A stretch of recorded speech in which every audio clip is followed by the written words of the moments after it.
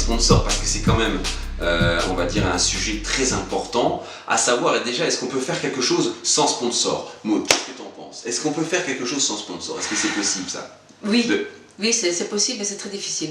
Donc c'est vrai que je trouve dommage qu'on ne donne pas assez souvent la chance à des athlètes de pouvoir concourir au niveau international ou quoi, parce qu'ils sont limités en budget.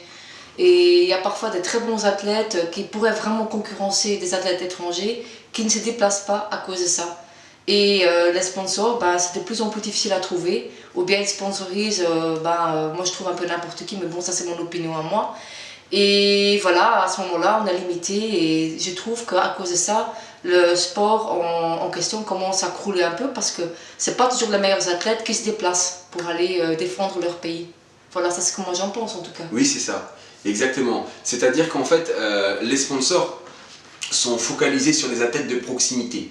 Ils ne regardent pas l'ensemble des athlètes et l'ensemble de leur palmarès réel. C'est pas sur ça qu'ils se basent, ni sur leurs ambitions. Vous avez des athlètes qui sont sponsorisés, qui n'ont pas de titre particulier, qui n'ont pas de palmarès particulier, qui n'ont aucun titre, qui n'ont pas de diplôme spécifique à l'activité. Enfin, vous avez des athlètes, on va dire, qui sont pistonnés parce qu'ils sont à proximité et qui sont soi-disant disponibles, mais qui ne rêvent en fait que d'aller aux USA et d'être des intouchables avant même d'avoir fait une place à l'Olympia, une vraie place. Pour moi, une vraie place, c'est dans les 3 premiers, quelle que soit la compétition que vous faites. Quand vous avez une vraie place, ça veut dire une place sur le podium, c'est dans les 3 premiers. Les USA, c'est un pays large qui accepte les 6 premiers, mais ce sont les 3 premiers qui ont réellement leur place parmi les champions. Donc moi, je trouve effectivement qu'au niveau des sponsors, c'est pas qu'il n'y a pas beaucoup de sponsors, c'est qu'il y a des sponsors qui placent mal leur confiance. Un sponsor doit être sûr que l'athlète qui sponsorise est dans le flow, c'est-à-dire est dans le mouvement du bodybuilding, participe activement au bodybuilding, et participer activement au mouvement du bodybuilding n'est pas mettre sa tête sur un magazine ou son biceps pour vendre un pot de poudre de protéines. Ça, c'est pas participer à la vie du bodybuilding. Participer, c'est être sur la scène, c'est être au contact du public bodybuilding. Donc ça, c'est très important de préciser que les sponsors, en fait, souvent sont à côté des championnats purs et durs. Par exemple, on ne voit pas de sponsors français sur le sol des USA. J'en ai vu aucun. Et c'est bien dommage. Et ils n'engagent pas de sponsoring sur les athlètes qui vont aux USA justement pour défendre les valeurs de la France sur ce sol quand même qui est réputé et qui est phare au niveau de tout ce qui est promotion, de tout ce qui est bodybuilding. Donc en fait, les sponsors ne voient pas assez loin. Donc ils se retrouvent avec des athlètes qui sont impressionnants, locaux qui sont impressionnants, mais que si vous les prenez sur l'échelle mondiale, qui vont faire un top 6 relativement difficilement. Donc ça, c'est des critères à prendre en compte. Le sponsor doit bien observer la totalité des athlètes et pas juste sous prétexte que l'athlète va économiser de l'essence, prendre celui-ci plutôt qu'un autre. Donc effectivement, je suis d'accord sur la courte portée des sponsors actuellement. Ils devraient s'ouvrir un peu plus, ce qui donnerait un peu plus de crédibilité à l'activité bodybuilding et mettrait en confiance aussi toutes les autres boutiques et puis les mairies et puis toutes les officiels qui sont autour pour justement asseoir une vraie place au bodybuilding. Les sponsors ont cette responsabilité de crédibiliser l'athlète qui sponsorise. Ça, c'est très important. Oui. Donc, je ne sais pas ce que tu en penses. Est-ce que, par exemple, toi, Maud, dans ce que tu as fait, tu aurais eu besoin de sponsors? Mais c'est clair. C'est clair parce qu'une année de compétition comme j'en ai fait une l'année dernière, ça a coûté énormément d'argent et on a fait plein de démarches pour trouver un sponsor.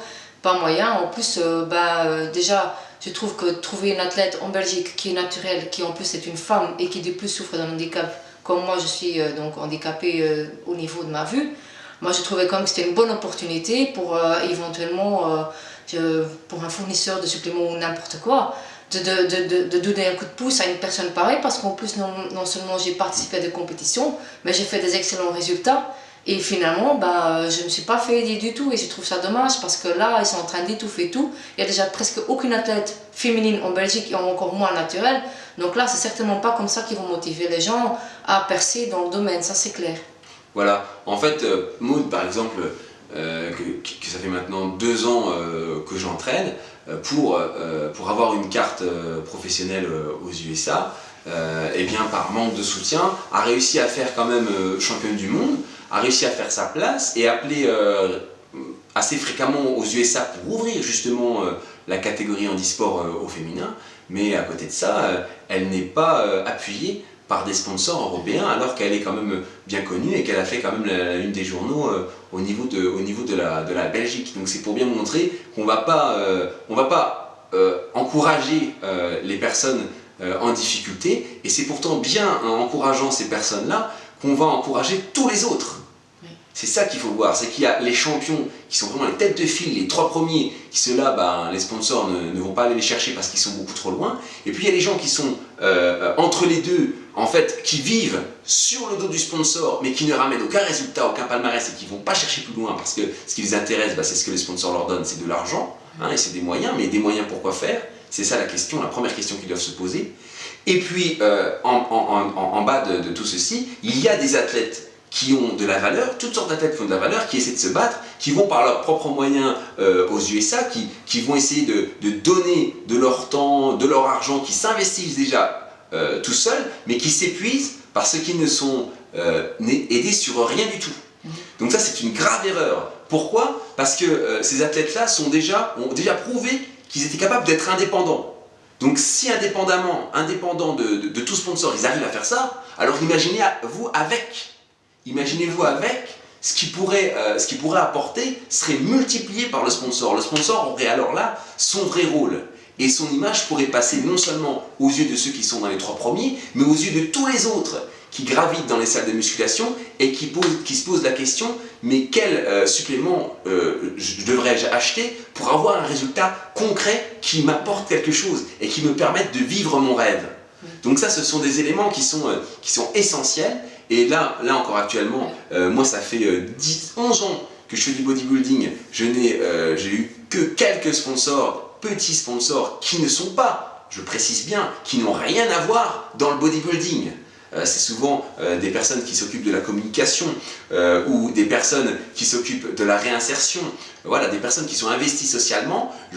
C'est là que j'ai trouvé mes sponsors, mais pas du tout dans le business, parce que c'est vraiment un business, du bodybuilding. Donc ça montre le niveau de superficialité ambiant. Il faut bien comprendre que c'est pas comme ça qu'on peut montrer un bodybuilding intelligent sur des personnes en plus qui engagent la France et qui engagent aussi des résultats au nom de la France. C'est quand même quelque chose de très important. Maud, qui est pareil, qui essaie de faire ça naturellement, qui essaie de décrocher une carte professionnelle, elle est déjà championne du monde INBA, notamment aux USA, c'est le même problème. Donc ça, c'est des situations qui sont totalement anormales quand on veut montrer l'efficacité et la crédibilité de la gamme qu'on vend, quelle qu'elle soit.